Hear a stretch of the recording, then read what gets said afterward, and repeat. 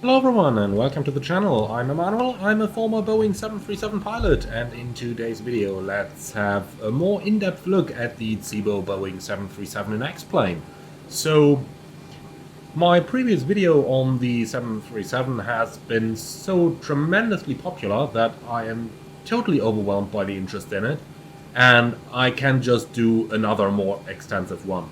I finally got my X-Plane up and running to a point where I get like a decent frame rate. It's still lagging, but the frame rate is alright, it's playable, and got a little bit of 3D objects, etc. as well. We're standing here currently at Hanover Airport in the TUI Boeing 737-800 Delta Tango Uniform Mike, and we are going to do just a very quick ferry flight over to Düsseldorf. However, in order to get a little bit more realistic payload and weight and stuff like that, we are going to include a full complement of passengers, as that is going to bring our takeoff weight to a weight scenario that I'm fairly familiar with from the real airplane. Okay then, so that is the plan for today's video. Also, I haven't really done any full flight with the ZIBO 737 yet, so what you're going to get is exactly my first impression. Alright then, let's head over right into the cockpit. And I think I talked a little bit about the graphics on my previous one already, but nonetheless, for a freeware add-on, I have to say graphics are really good. Obviously, not quite on the standard that you've seen some Microsoft Flight Simulator aircraft, but especially when you zoom close in, I am surprised by the quality of how good everything looks. So, it's really only when you zoom out a little bit that it seems like X-Plane makes things look a bit strange. So, if you go really straight in, then things are indeed looking pretty good. So X-Plane might just be spoiling my point of view here a little bit. However, I have to say, when zoomed in fully, then the ZIBO 737 does actually look quite good. Also, coming down here to the pedestal, something I notice is how dark everything is down here. And that's actually something that you see in the real 737 as well. So you gotta go over to the panel and then turn up the panel brightness in order to get everything to be visible in a nice way. And that's actually a feature of the airplane and not a bug. So I really like that. However, things should get a little bit brighter when brightness is on full compared to what we have right now. Anyway, that's just a little thing that I have just come about. So before we start our actual flight, how about we explore the EFB a little bit, seeing how anticipated 737 EFBs are these days. So I just played around with it a tiny little bit, but haven't really touched too many things, so let's just about go straight into it and have a look. So the Avitop thing over here, I've seen that one in the Tolis A340 that I have just got a copy from, which you are absolutely going to get some videos as well. First one is up for members at this moment. However, nonetheless, in here we got things like the charts and stuff like that, so that is something that we are certainly going to need on this flight. And, well, for those of you not familiar with X-Plane, let me just show you a little bit of stuff on here. So, for example, let's go down to the airport chart, like that, and this is the Navigraph chart, kindly sponsored by Navigraph. So we got the airport chart up here, then we got, for example, parking stands, and then we can move back up into, for example, the departure charts and so on, but we'll deal with that a little bit later. But this is actually quite nice to have. The only thing that's a little bit worrisome for me is this is like my normal zoom level in 737. This is kind of what I see in my field of view when I sit in the real one. And I do have to say that charts do seem a little bit small, and generally everything in the EFB seems a bit small. However, the overall size of the EFB does look quite alright. Well, an iPad may be a little bit bigger, so the iPad is what I'm used to from flying the 737. But overall, that's that. Okay, then the Avitap actually is like a third party added onto this. So let's have a look into the stuff that ZIBO actually has themselves. And well, PA system, well, quite self-explanatory, isn't it? But ground services, well, let's stop those again. But let's have a look into the weight and balance tab, since that's going to be a bit more interesting. So, can we select the amount of passengers somehow? Yes, we can. Okay, we might just as well go all full.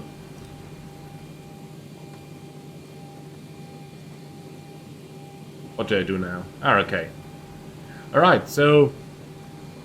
Is there any quick load function here? Probably not. Okay, well... You know what? We are just about going to load it up completely then.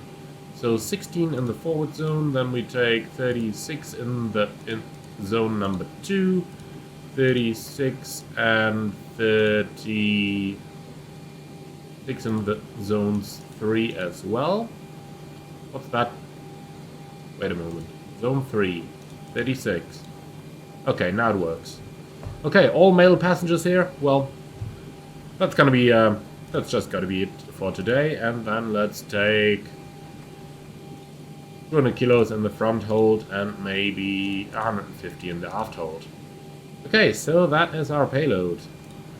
Then, for the weights, that actually looks... No, those weight... Can that be correct? Did I forget to load the plane somehow? Do I need to load it by any means?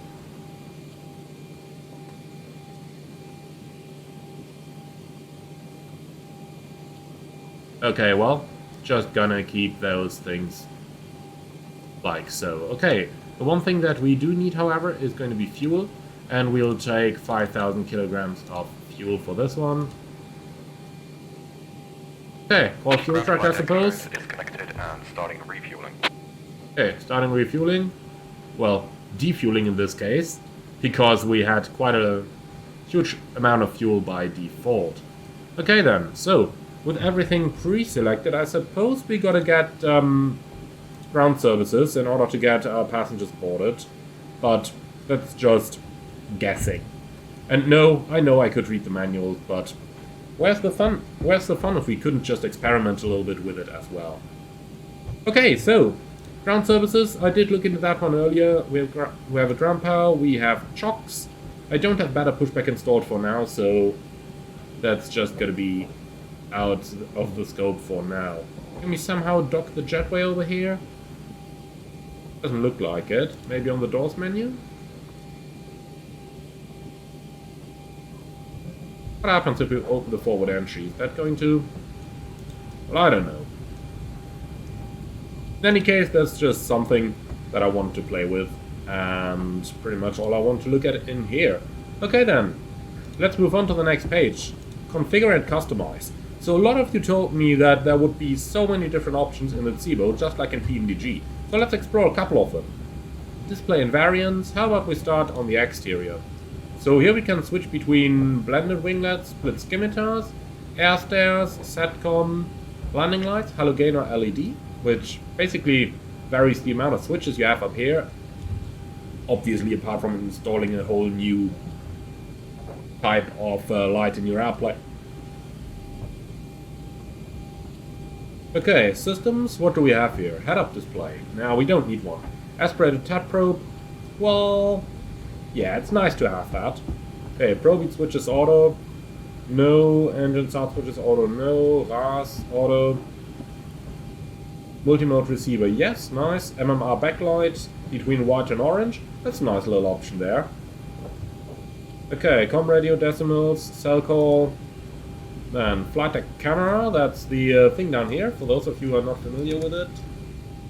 Down here, well, lights are a little bit, yeah, that's it. Unfortunately, we didn't have that in my previous airline, so we always had to use the door spy, but then again, this is quite alright. Surely a tool to make your life easy. Okay, what else? No smoking. ILS, GLS enunciates. Okay, you can see it. I don't have to read it out. Something that might be interesting for a couple of you is that the speed intervent and altitude intervent buttons on the MCP are actually not installed by default. So they're actually optional. And some airlines, like for example Germania, didn't have them. Or at least didn't have them on most aircraft. They only had it on their 2 latest ones, but not on all the early ones. So what else do we have there? Change between the MCP, RMI, high altitude landing, nice. Okay, and that's about it. Okay, so indeed, loads of options over there. I tend to say comparable to what we have in the PNG aircraft. Similarly over here, looking into the display options, that is That's similar to PMDG as well, I have to say. Okay, so...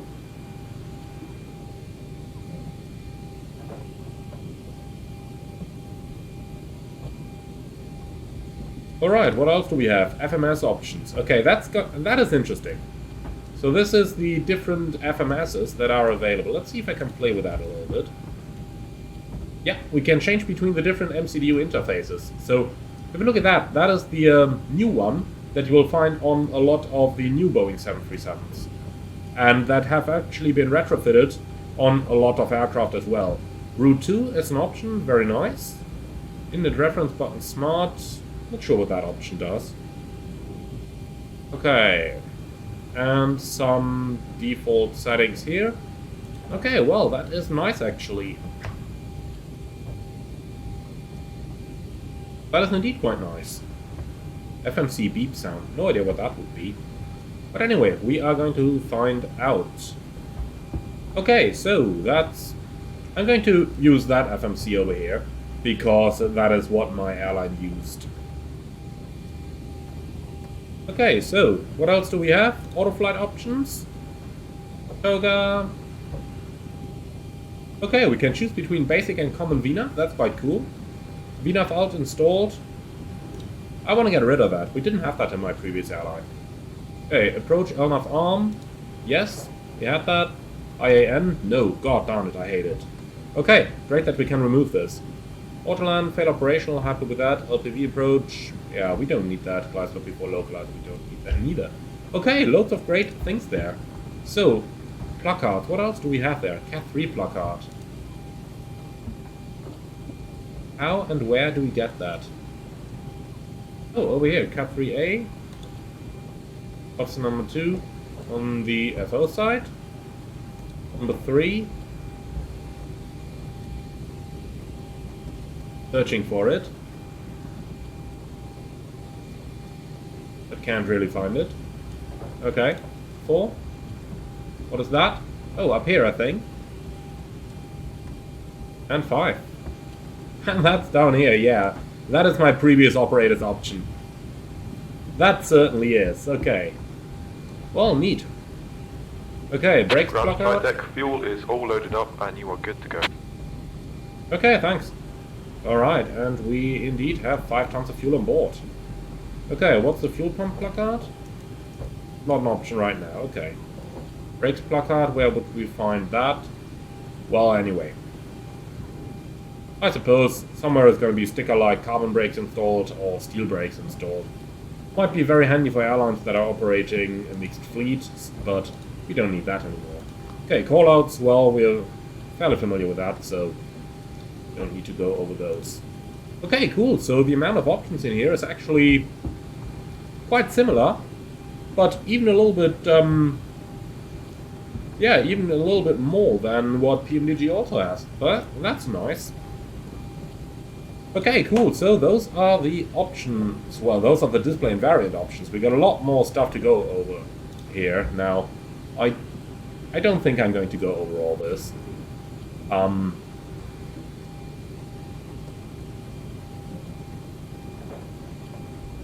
Yeah.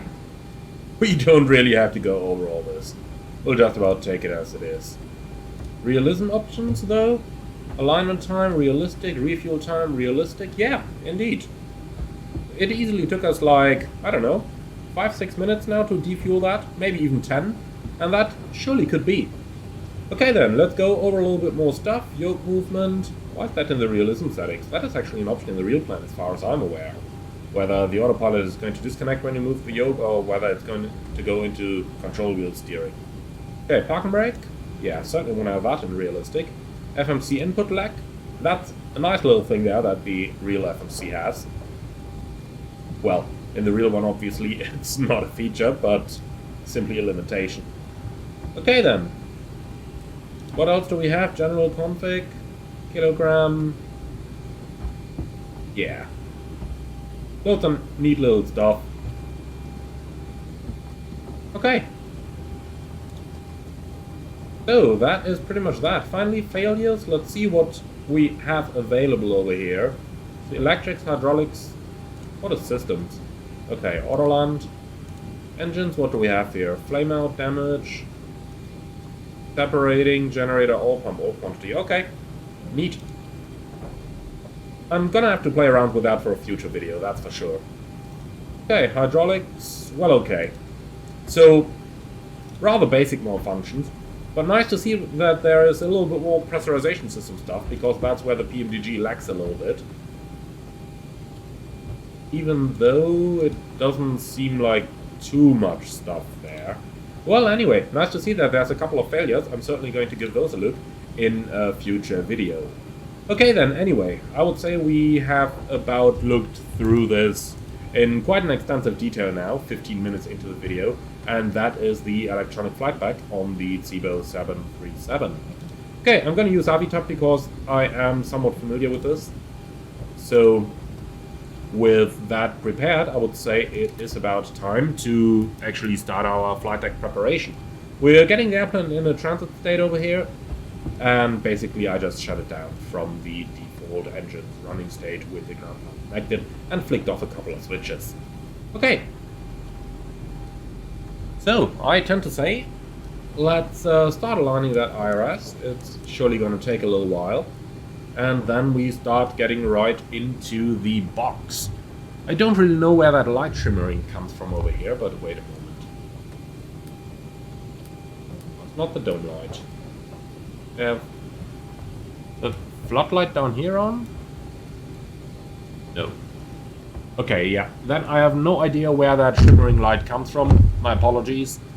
But let's see, maybe we can move out of view for a bit. Yeah, this shall be alright. This shall be alright. Okay, so 737 with winglets, 0.1 is correct. Database is current, 26K rating. Then let's grab our GPS position, like that, and our routing leads us from Hanover towards Düsseldorf. Just a quick flight. I kind of envisioned it as a ferry. Well, it became a little bit more with passengers on board, but that's just going to make things a little bit better for us. So, something I need to just about check though is how to get those passengers loaded. So, how about we quickly look at that? Well, ground service is like kind of running. Is that automatically getting my passengers on? Approach rating, interesting. I'll have to check that later on. Okay, so payload. Zero fuel weight still shows rather low. Let's quickly go over this. I mean, this pretty much tells me there is nobody on board right now. Does it? Man, those light reflections are annoying.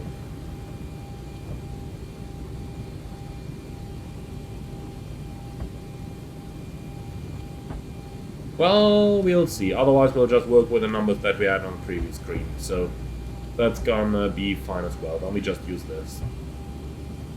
I'm happy with that as well. Well, let me just do a quick experiment. What happens if I put 2,000 kilos in the front hold? That gonna update? Yeah. Okay, maybe it is what we actually have on board. Okay, just slightly outside the CG envelope there, so let's do 1,500 and 650. Okay, now we're within the envelope. Perfect. Okay, cool. Then let's go ahead with our routing and our flight plan. So, Hanover departure 27 left, and we are today going to fly via the VAX F1 Foxtrot departure. Okay, route next, and then Yankee 348 Osnabrück, Mike 170 Hum, and then Tango 851 towards Halme. Just a short 130-mile flight, because I know this video is probably going to become rather long. Okay, towards Halme, and then arrive at Düsseldorf, ILS approach, runway 23 right, and we will take the Halme 23 transition, like this. Okay, perfect. Activate.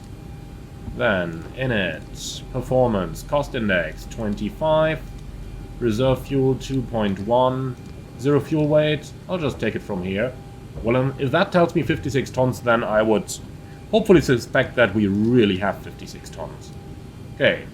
Now this is strange. Normally there should be more information on here, like it would ask you for the eyesight deviation stuff even before anything is entered. I saw this in my previous video, like the eyesight deviation and top of climb OAT would only come in when you insert the cruising level, but that is not how the 737s that I flew worked. But okay, let's continue. Our top of climb wind is going to be 254 at 32. Okay, and the ISR deviation is +2. Well, that over here works different than it does in the 737s that I'm used to. Okay then, 5001 into the transition altitude, and off we go. So we got an aspirated tap probe, that means the temperature is filled in automatically. And then maybe we can have a quick look into the fix page. And engine outset for Hanover, well, straight at 25, so I'll just draw a 25-mile ring around our departure airport. Okay, finally, VNAV 250 below 100 is correct. That's correct, and on the descent page, let's quickly prepare that as well, since we'll have a pretty short flight ahead of us.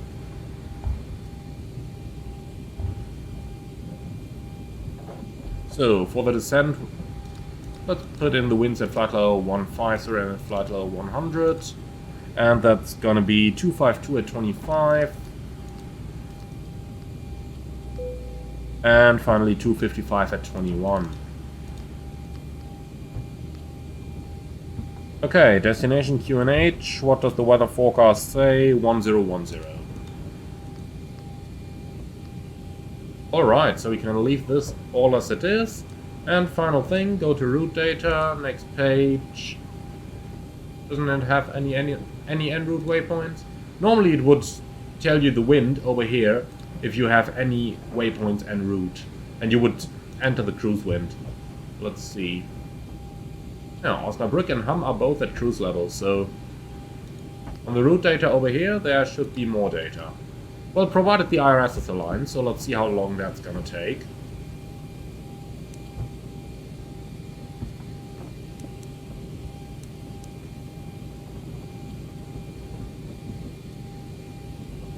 Come on, complete your self-test.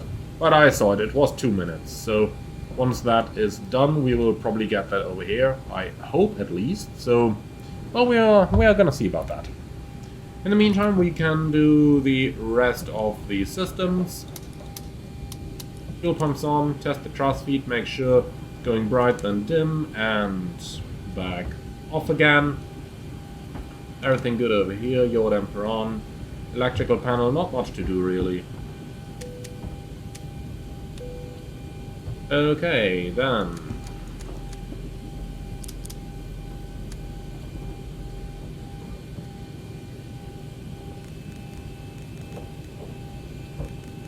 Oh, that's interesting. I cannot stroll on this knob. I can only handle it with a mouse. That's a little bit annoying. On this one I can stroll. Well, anyway, gotta be fine. So we have maintenance here, right ignition will be in use. MCP, let's quickly put that up. I'm at 5,000 feet initially. Runway is a runway 27, so let's dial that in. And finally, same over here on the courses, just so that we have something in the box. Alright. So, departure weather at Hanover actually gives me 1010, like that, and obviously we want it on here as well.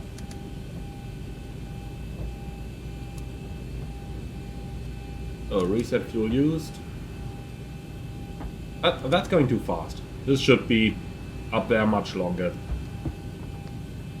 Okay, so IRS is aligned. But still no wind prediction. Okay. No, that is not correct. That's not how the 737 would work. Let's see, how quickly can we dial in the minimums? Okay, quite fast. That's nice. We'll take 1080. That's just 1000 above field elevation as our engine out acceleration altitude. And that's it. Okay, I want terrain, please. Hello, terrain? Is that not working in the ZIBO? Okay. Well, that's disappointing. Weather working? Yeah. Terrain? No. Okay. Well, that's somewhat disappointing, but so be it. Okay, another thing that I just forgot while I see the Lex page. Let's insert the 5000 restriction for our initial climb. Alright then. Pedestal then. Well, just gonna use some random frequencies here. 1 to 2.8, 1 to 1.5 as always. Like that. Random VORs are fine. Responder standby, system number 1, and we are not flying VFR, so let's go squawk 2000. Alright, so that is my setup pretty much completed. So how about we do a quick departure briefing? Well, I know what you guys say, just don't do briefings, so I'll be kind with you. I'll not do a briefing. However, what I do want to do is a very quick look into the chart, just so that we know what we are doing. So Vaxav 1 Foxtrot is what we do, and that means we need Hotel Bravo Delta 16.7.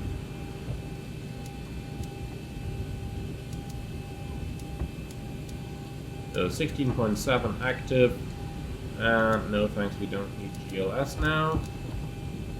And 16.7 active, and then that's all already. The rest of the things seem to be on off. Okay, happy with that. And initial climb 4000, okay, so even lower. Well, then we're gonna set 4000 on here and on here. The departure is pretty much straight out, so I see no reason to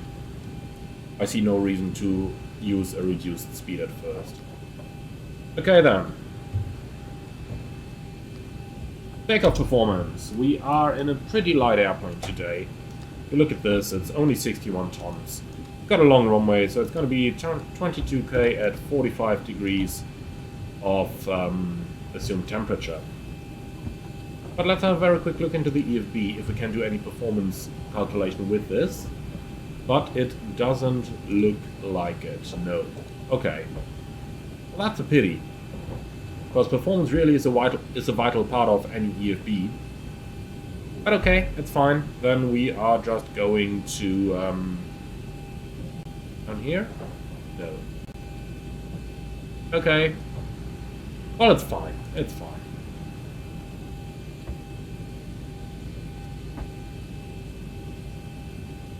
Okay then. Well, let's start up the APU. That low oil pressure light comes on a little bit fast there.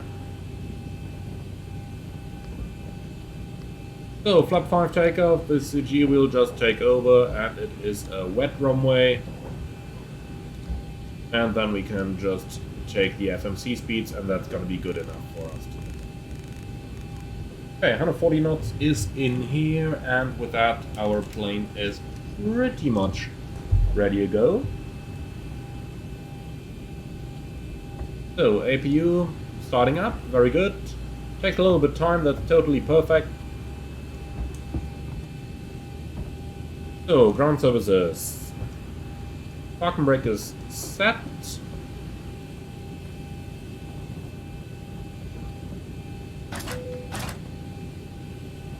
Okay, GPU can go, trucks can go. As I mentioned, I don't have better pushback installed at the moment, so we are just going to use the default X-Plane pushback, and that will have to be good enough. Alright. By the way, quick word on the sounds, as I heard quite a couple of people under my previous videos saying that the sounds would be so much better than in the PMDG. And at least for now, I cannot confirm that. The PMDG sounds definitely aren't perfect, but what I hear right now really isn't all... Let's put it that way. It is pretty loud in the 737 cockpit, and we can do a quick check.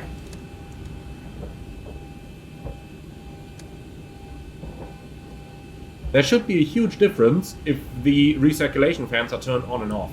And I just don't hear anything here. Well, yeah, you can hear it, but should really be a huge difference. Let's turn the APU bleed on and see what that's gonna do.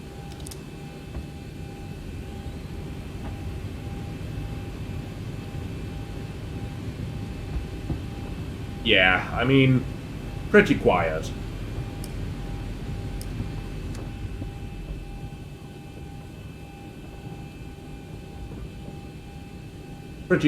Pretty quiet.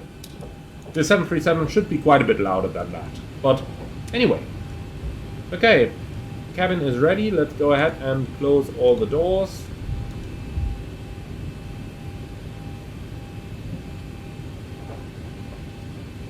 Up the ground services, please.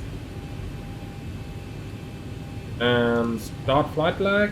I guess that probably gets our cabin going. I don't know. In any case, I'm about ready to go, so let's go ahead and run the before start procedures.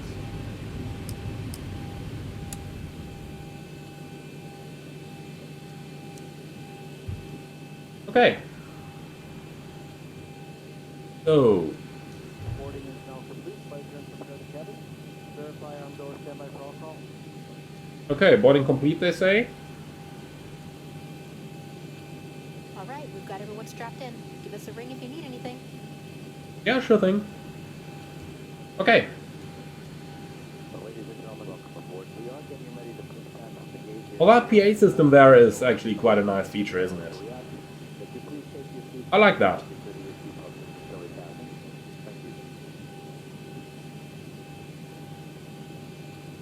Okay then, let's go ahead and get ourselves a pushback. So, I'm just happy with the straight push today. Zulu Bravo 738. Request pushback straight back. Zulu Bravo 738. Stand by. Pushback tractor is on the way. Okay, well, I guess I need better pushback at some point. I think I need better pushback at some point. Can we at least see a tug coming? Anywhere? Oh yeah, there is one coming. Well, it might take a little while now, seeing how far he is away. Let's just hope he's going to connect a little bit quicker than GSX normally would. That'd be all I can wish for. But okay, let's see how that is going. He's coming, though it takes a little while.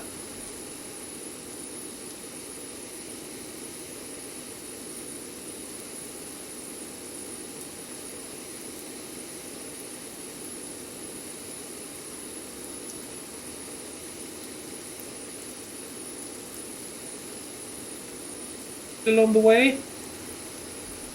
Come on, my friend, you can do it.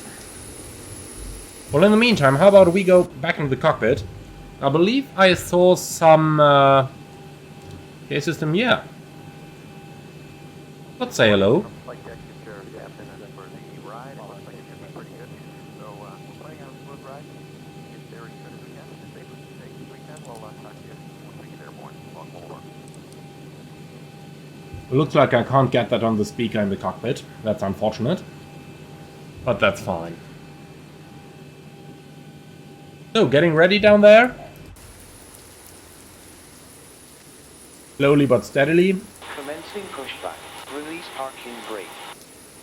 Okay, that's what I wanted to hear.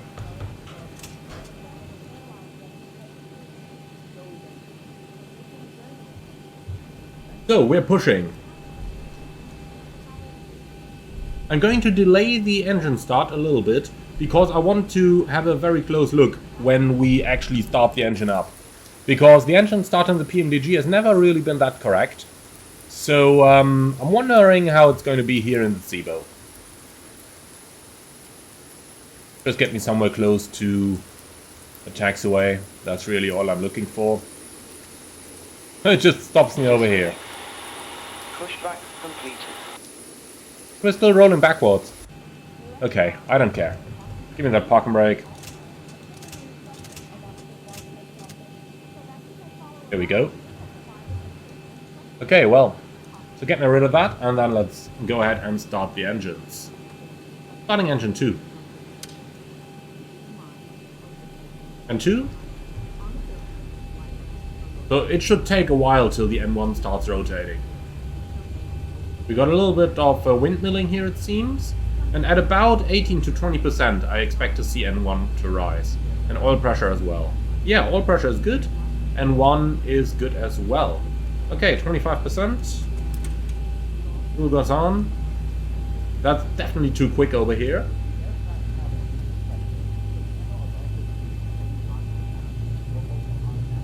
It should be quicker than in the PMDG, but not that quick. I guess the middle between ZIBO and PMDG would be nice here. Okay, good start on number 2. Let's isolate a pack. Like so, and start number 1. And 2. Again, oil pressure roughly about 18 to 20% and 2. We should get oil pressure. And around just after that, we should get N1 rotation. So this is a bit too early for my taste.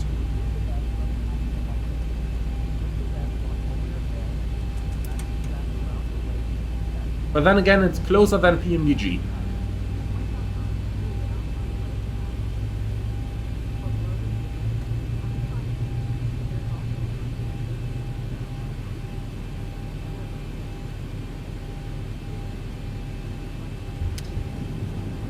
Okay, starter cutout, monitor 1. 1 is stable.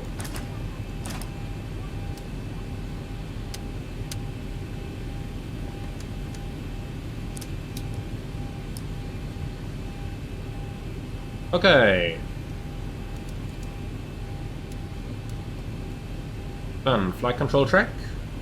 Full up, full down, neutral, full left, full right, neutral, rudder, full left, full right, neutral.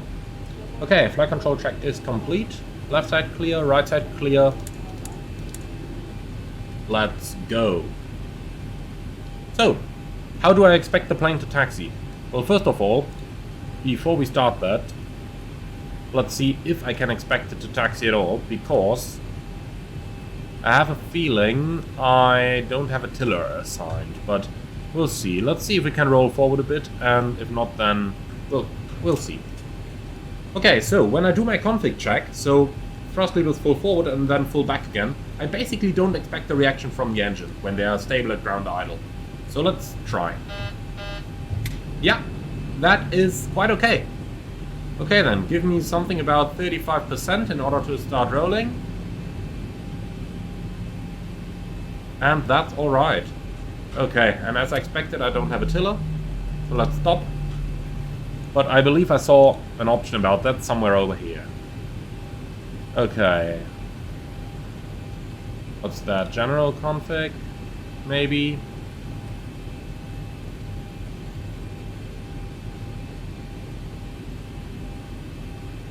Oh boy, I saw something about it. Hardware, that's gotta be it. Nose wheel axis. Let's put it onto the yaw axis. Yeah, that's better. Now I can handle the tiller with my paddles.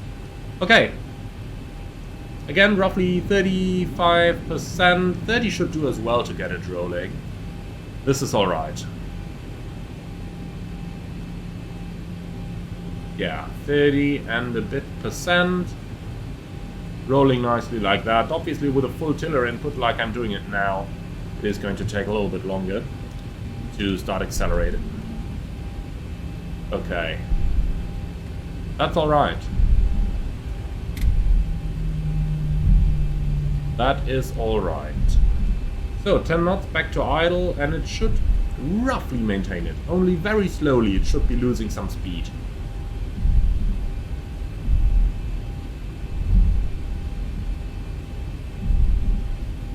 Yeah, this might be a tiny bit fast. Or are we going uphill maybe? In any case, let's get rolling. So I'm just about going to use some 35 or so percent, and that normally is more than enough. So we're down here going to intersection alpha for 27 left.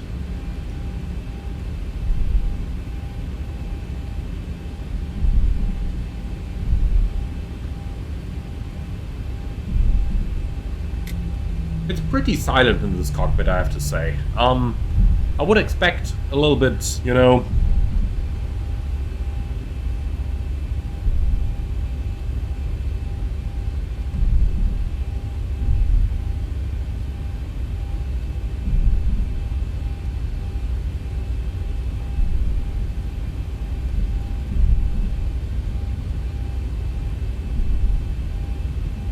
Those nose wheel sounds are nice, but that general humming noise that we hear, that's a little bit strange to me. I don't recall that from the 737. And it's definitely losing speed too quickly when going to idle.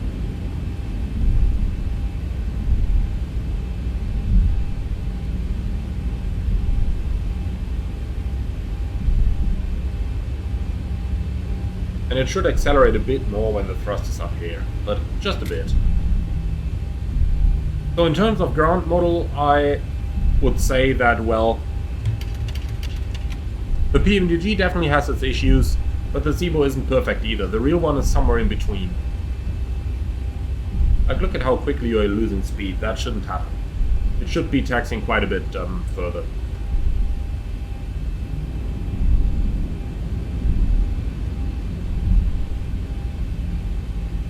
The breakaway thrust was fine, at just about 30%, but you know, thereafter, especially for a light airplane as we have it now, it should really be rolling and rolling. Not keeping the speed exactly, but you get where I'm going with that. Okay then, let's stop at the holding point and quickly do our checklist. So, config, checked, flaps, 5, green light, step trim, 7 units. Oh boy.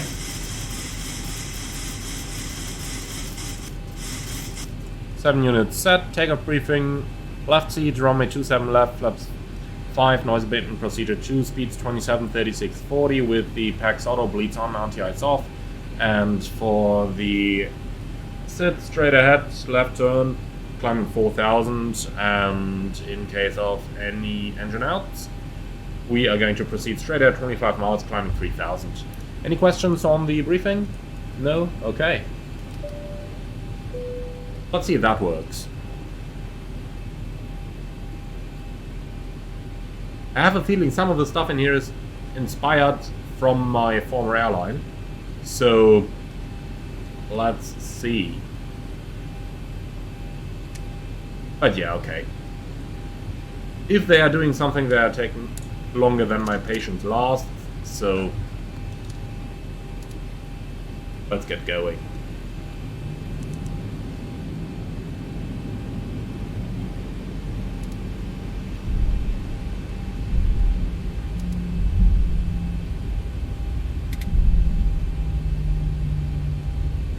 Okay.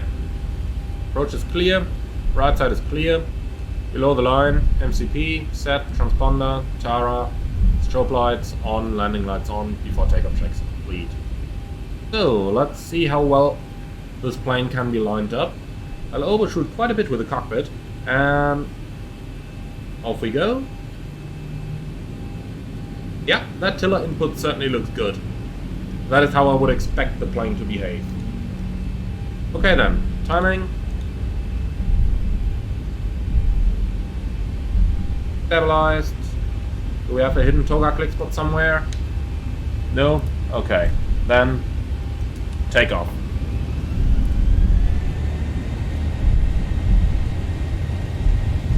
Thrust set indications normal.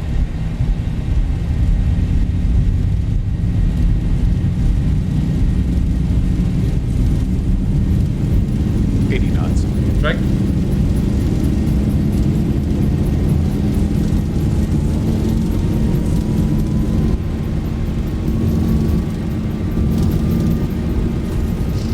V1. Right. Okay. That was an interesting rotation. Something certainly felt off there. Okay, gear up. Around about 15 degrees of pitch. Obviously, performance isn't calculated exactly right now, so... Oh no.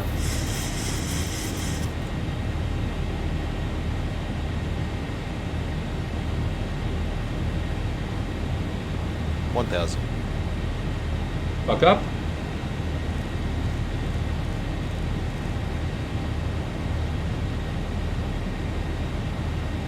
That's 1. Speed checked.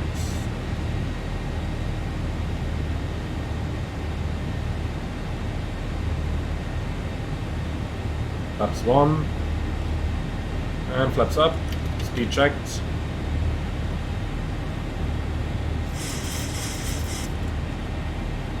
I barely need to apply any trim here. Normally when you're accelerating in retractive flaps you do need a little. But okay, now I have to... Alright, I guess it's fine. Let's continue the climb. Stay level 70. Command A, let's see how the autopilot flies. And I'll intervent to clear that 4000 restriction we inserted. Come on. Okay, that is good. Then, VNAV, set standard. Passing flight level 45, now climbing flight level 70.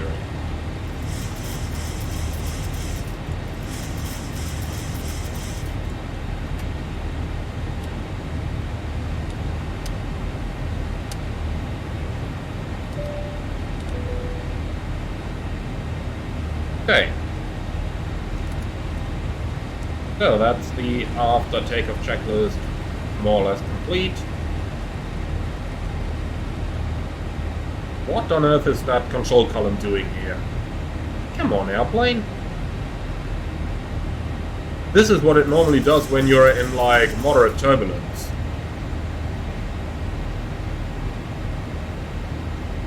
Does it really need that much input right now? Come on, let's put the autopilot off. Just about gonna select a higher level. Yeah, look at that. Not exactly in trim, but look at that. I just don't need any input in order to maintain my flight path. There's a little bit of turbulence here, but come on. Okay, let's climb up to cruising level 180. This is certainly a bit violent here. This is what you normally have when you're really flying through like moderate turbulence. And, well, I have a feeling those movements we see here are introduced by the autopilot.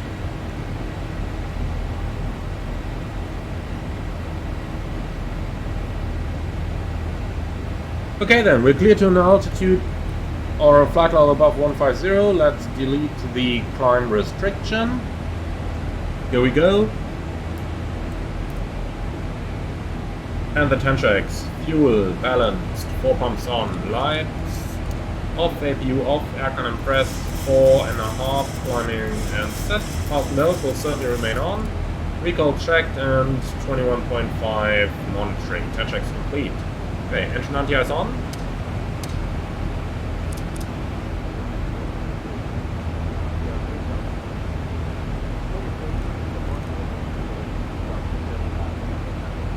What the autopilot is doing here, that is... I don't understand that. So, don't worry about that second line here, that's from the missed approach at Düsseldorf, I believe, or from the downwind leg. So that's quite fine. If you look at this, you can see where it's coming from. So that is not a bug, it's a feature. Okay, and we are, well, to clear the icing conditions. Engine anti-ice off. And seatbelts are released.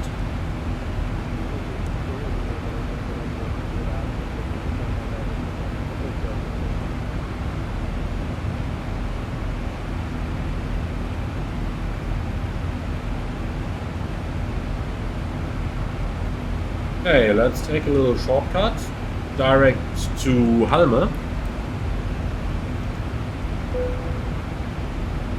and execute.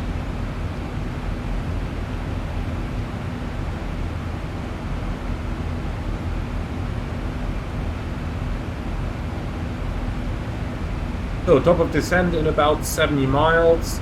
So we got plenty of time to monitor the climb all the way to the cruise level and then switch it around. Vertical speed.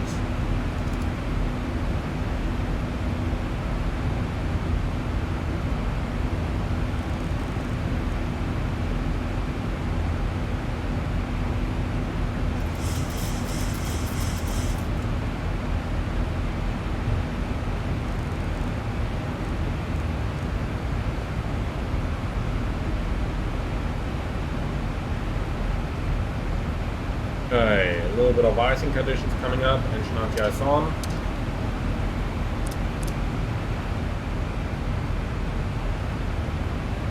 Tie.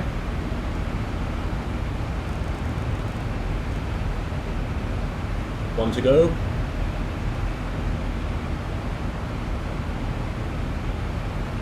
Thousand to go. Perfect. That's kind of nice when the FO said 1,000 to go, and he said that at 900 to go. In other words, that is what happens quite a bit in real life as well, that you just about forget the call, and then when the airplane's automatic altitude alerter sounds, then you're like, oh yeah, 1,000 to go. So that's quite neat. I just hope it doesn't happen all the time.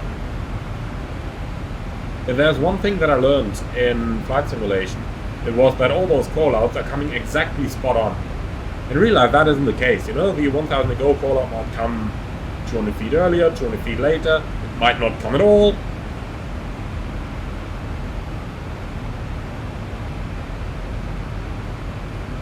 Okay.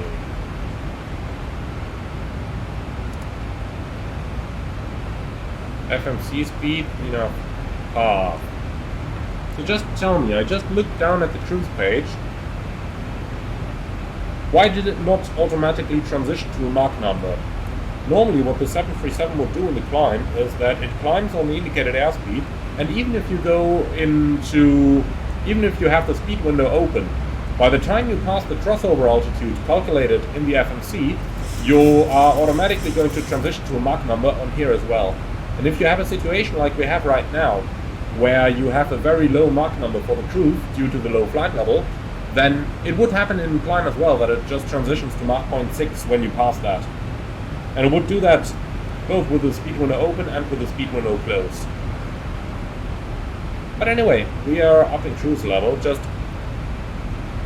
what that autopilot is doing is a little bit beyond me, like... Look at that, the plane is stable. And... no. It wouldn't do that. It definitely wouldn't do that.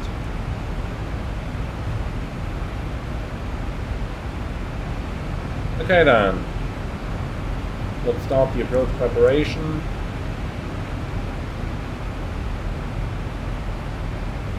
So we had entered that already. Then we only need to do the fixed rings. Runway 23 right, 10 miles, and the weather should be good enough for a 4-mile ring.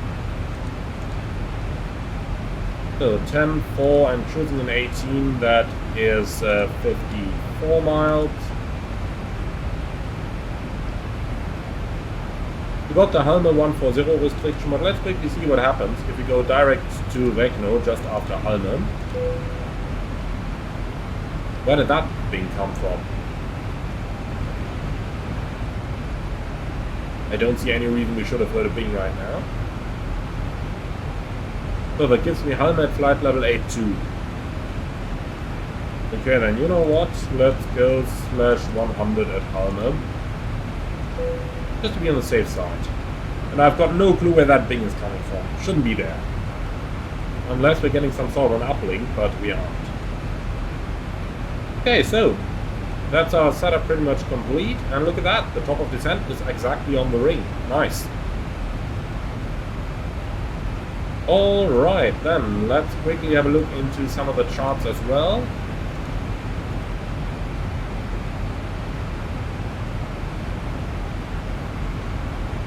Düsseldorf, arrival, Halme 2-3 transition, that's what we need.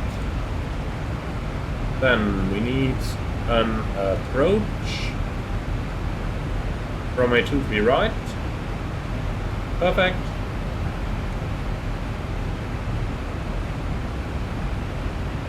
And finally some airport charts, and we have an airport and parking stands.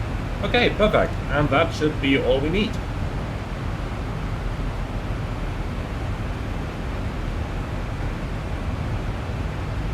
Okay, final approach course 232. Come on. That's better. 232 and 232. Frequency 109.3.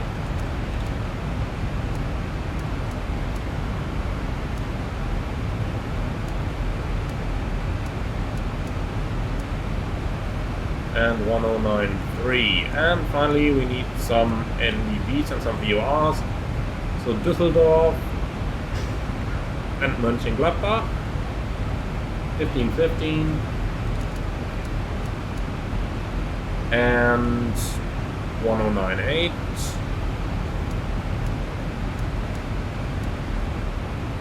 And then finally Lima NEB 311 and Bottrop 4065.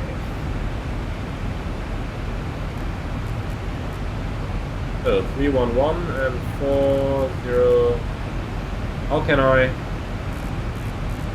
Okay, 406. So 0.5. How can I get that? There is a knot missing on here. Should be like... Okay. I don't know why it's doing that. Should be 406.5. No clue why I cannot tune that. I have another idea. Yes, but can't do it here either. Okay. So then we're just gonna take 311. And maybe 406, maybe that works.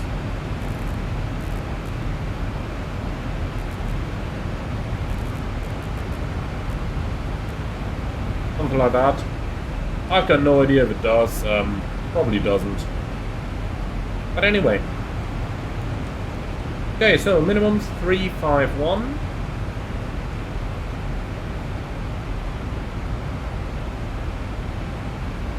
Man, you can set this even faster than the real plane.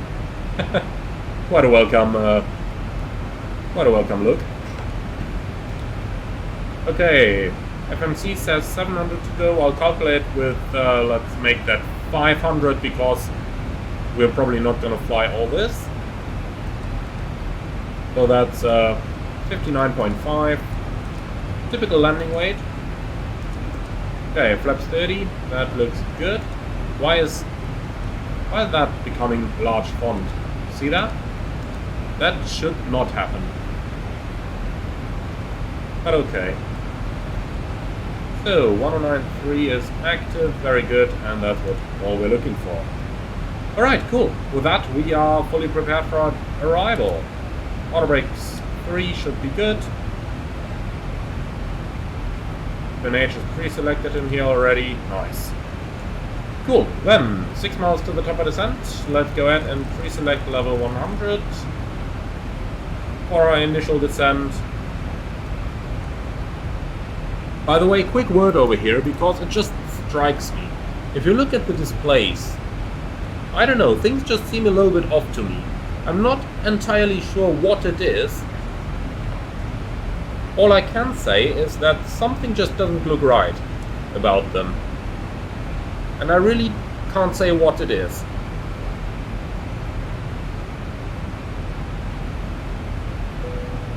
I don't know. I just don't know.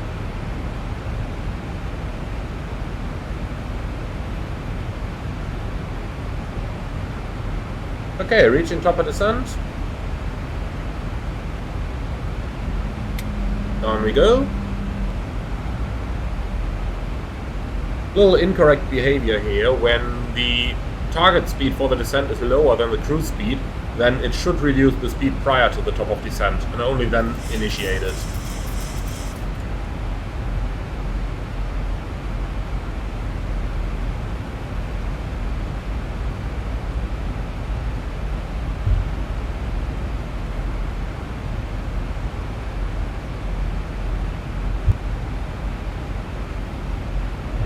So, going through a little bit of icing conditions here.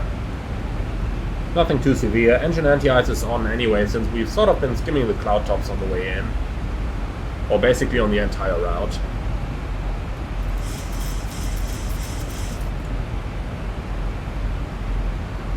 Alright, so descent checklist please. Pressurization, land out 150, anti-ice, engine anti-ice on, recall, checked, and then finally approach fuel discussed, IS and out bugs, checked and set, descent checklist complete.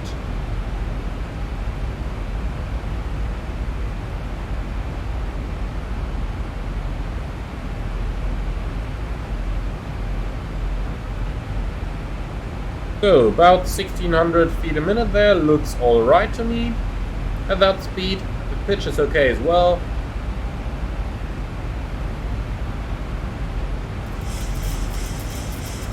Do we have window shades anywhere? Can we bring them up?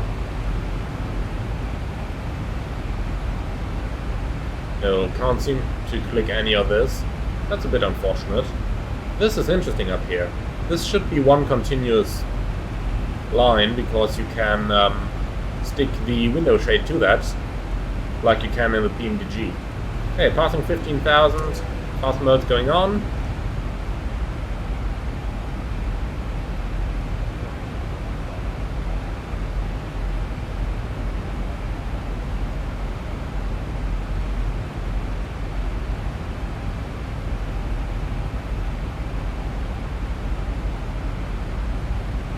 So, speed...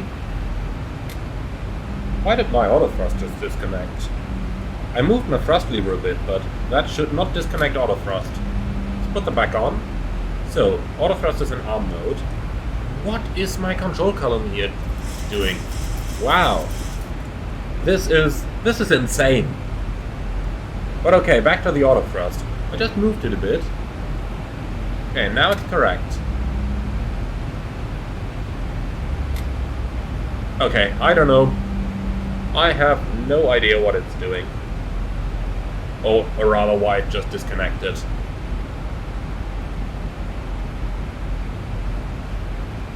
So, little thing there for all you PMDG drivers.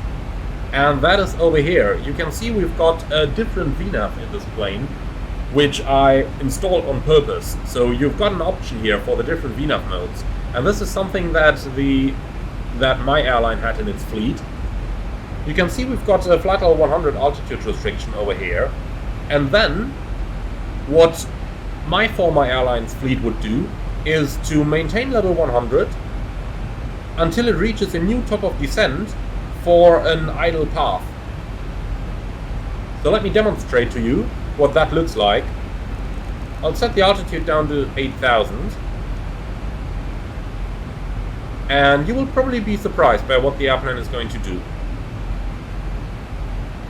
Also, let me just update the direct in order to recalculate my VNAV profile. But it didn't look like it did anything. Is it still calculating? My top of descent seems gone. Huh.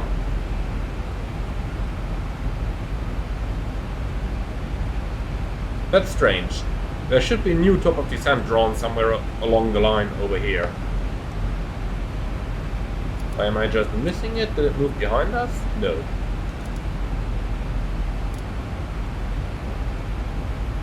What was that? Center? Another center? Normally this is how you bring up the vertical situation display, but when there is none installed, obviously it shouldn't... No, obviously it shouldn't just show the same screen again. Okay, reaching level 100.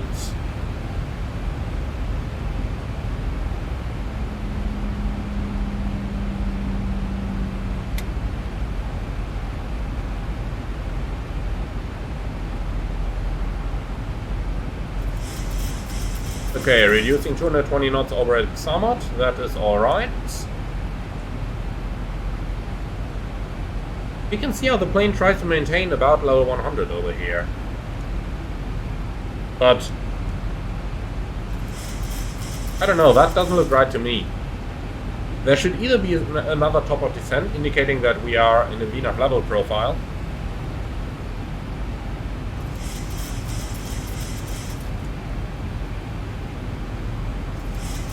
Also, the target altitude shouldn't just go up again after that.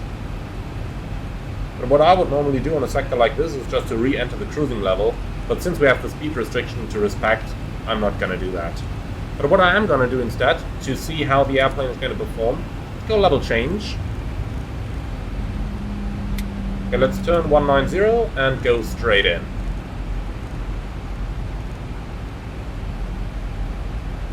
So, 3000.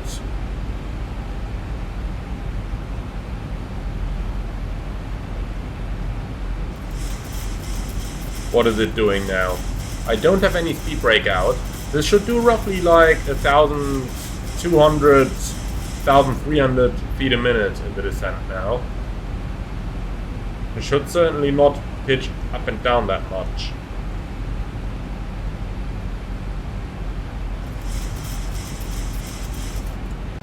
The real one is doing that a lot better, that much I can tell you.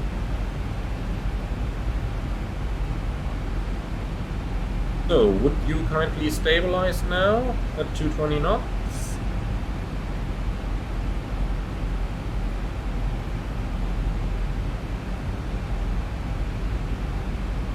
Nah. I kinda hoped to see what rate of descent it would give us, but looks like my hopes are disappointed there. Okay then, let's go Regno. 232. Extend the center line. Okay, well, you know what? We're gonna turn the autopilot off. And we're gonna do a little bit of that manually as soon as we've got the altimeters set to QNH. Okay, 1010, passing 7,700. Now, standby set, no flags. Okay, so we are definitely on a very high path here. That VNAV seems to be roughly correct, but this autopilot here, I don't know. So, 220 knots. I'm expecting something in the region of approximately 1,000 feet a minute or so, since we have the anti-ice on. And then, when I pull my speed brake, I should get roughly 1,500 at best. Really at best.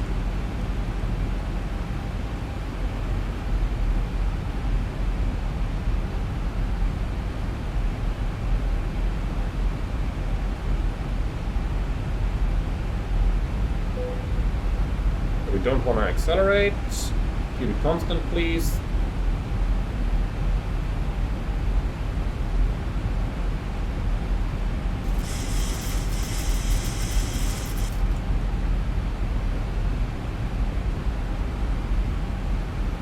So, 220 knots, like so.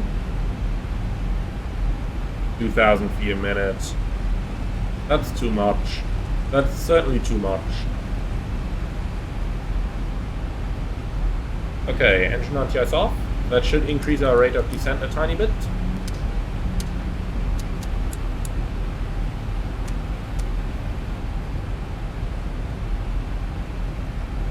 Okay, flaps 1. So if I put it into flaps 5 now, flaps 5, 220 knots and full speed brake should give me roughly 2,300 feet a minute. Let's see what we're gonna get.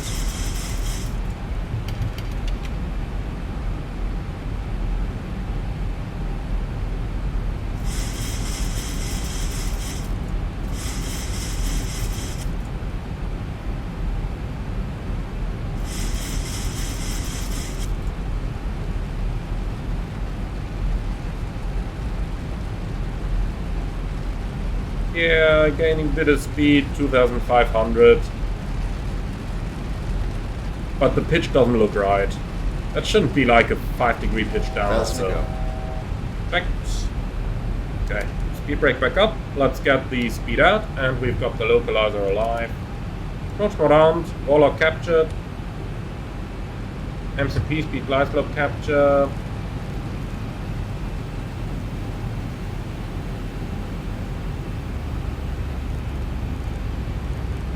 Okay, that's a few things happening at the same time right now. But normally the flight director is quite good if you simply follow it. Okay, runway track 232 set. And go around altitude 4,000 set.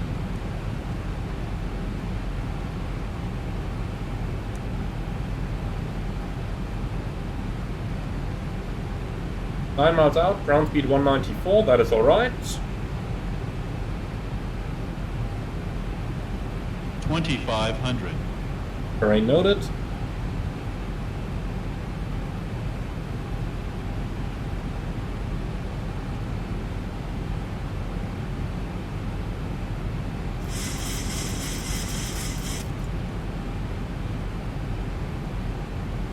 Okay, now it looks pretty much correct.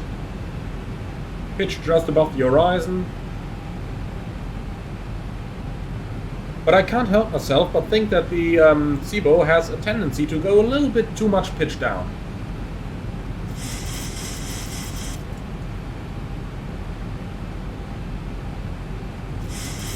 It might just about be the weather, of course, but I don't think so. I had the same impression on a couple of earlier flights.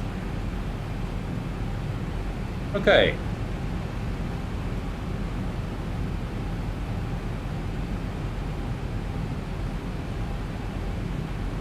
Come on, keep descending. The wind is changing quite drastically here.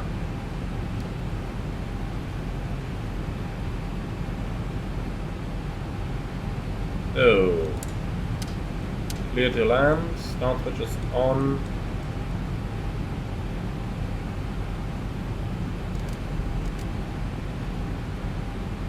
Can I arm the speed brake somehow? Probably, but okay, that shall be good enough for me. Okay, 4 miles, gear down, flaps 15.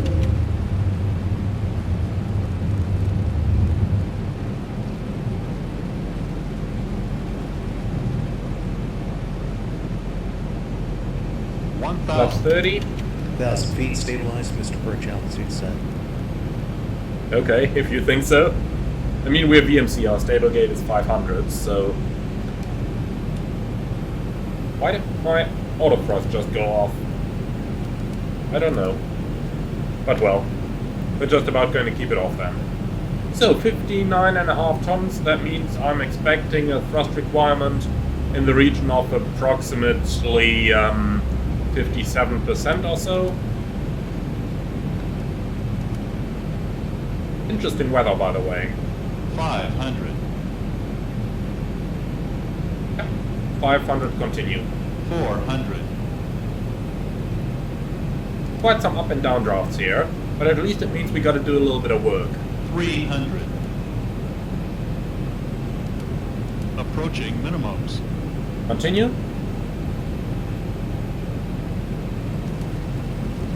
Minimum 200. Continue.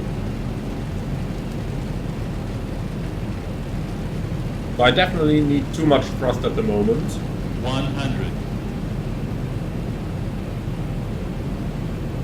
50. 40. 30. 20. 10. Well, that was interesting behavior there on the flare. That is certainly not what I would have expected the plane to do. Hey, can I get reverse somehow? No? Okay, well, manual brakes. Then we're gonna do it without the reversers.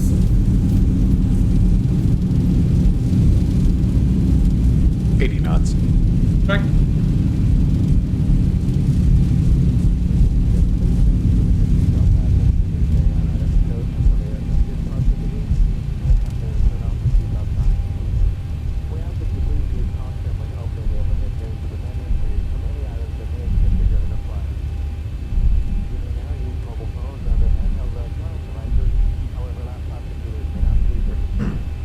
Okay, and here we are. So let's cross the runway, and then on the other side we'll go to the terminal.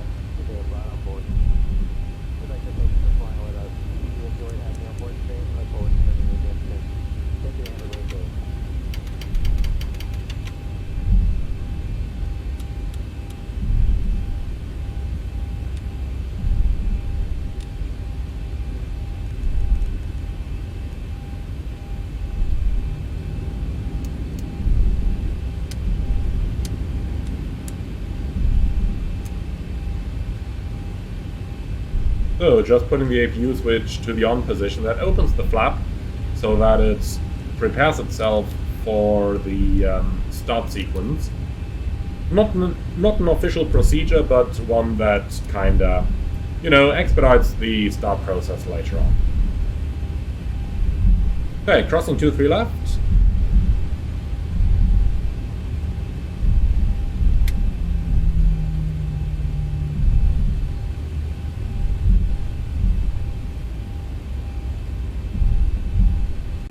Okay, on to Mike.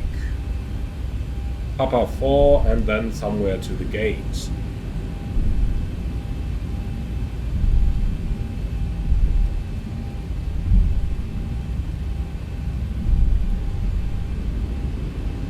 Oh boy, now it's getting too much rain. We need the wiper.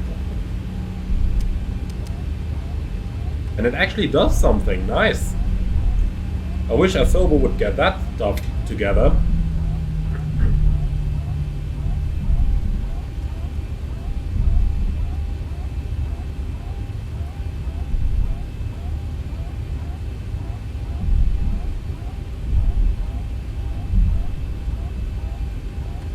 Okay. Wipe at the intermittent. I just want to see how that plays out on the windscreen there.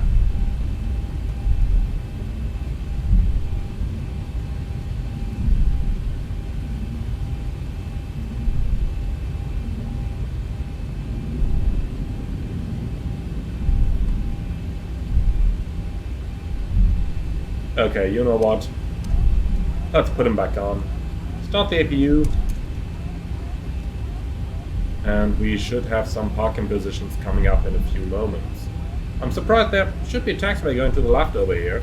So maybe we have some rather old looking Düsseldorf airport here, because it underwent quite some changes over the past couple of, well, years. And I'm also surprised to see there are no gates over here, but then again, this is default airport, so I'm not expecting too much of it. Okay, APU is available. Well, let's go single engine taxi. Number 2 to idle, and engine number 2 cut off.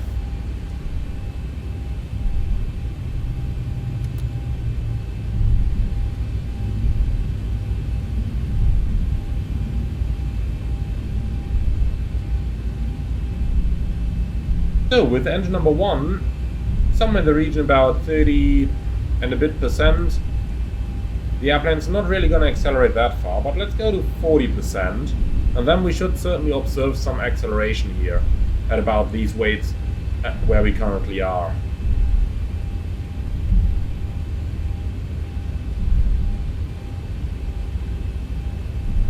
Should be a bit more than this. During single engine taxi, it should be accelerating a bit when you use 40% N1. Okay, the gate signage is looking strange here. I'll just about take the next taxiway and that's gonna be it. Or the next gate. Look at that, we're even losing speed now at 40%. That shouldn't happen.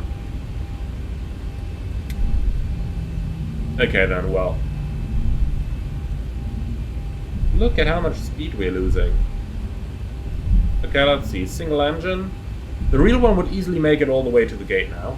Let's see what this one is going to do.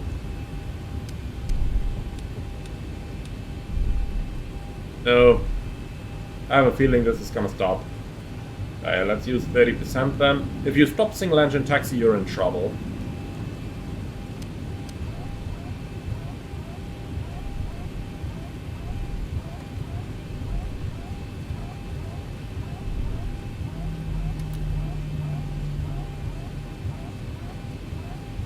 Okay, here we are. So, brake set, 2 blue, 1 red, engines dead.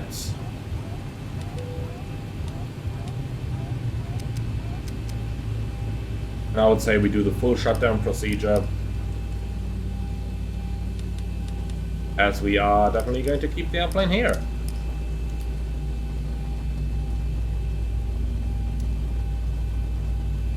Okay, that's both engines below 20%.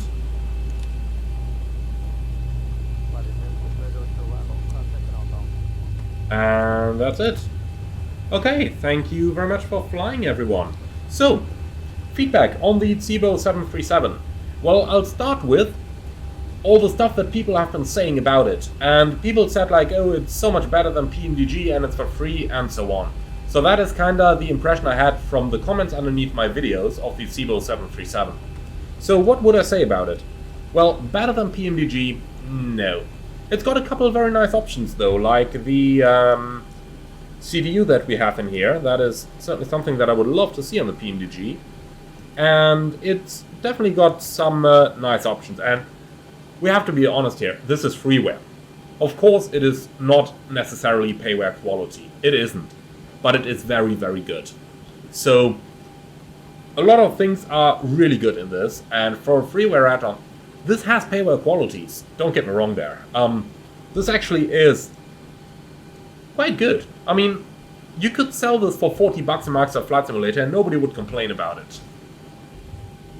And, well, for freeware, that is excellent. That is excellent. So, it is an excellent freeware add-on. Now, it does seem to have some issues every here and there, like that control column moving around, like the drag it seems to have on taxi, the single engine taxi trouble we just had, stuff like that. But for freeware, that is really nothing to complain about. For freeware, that is quite good. So, it is an excellent freeware add-on. Is it PMDG quality? No. Is it doing some things better than PMDG? Absolutely yes.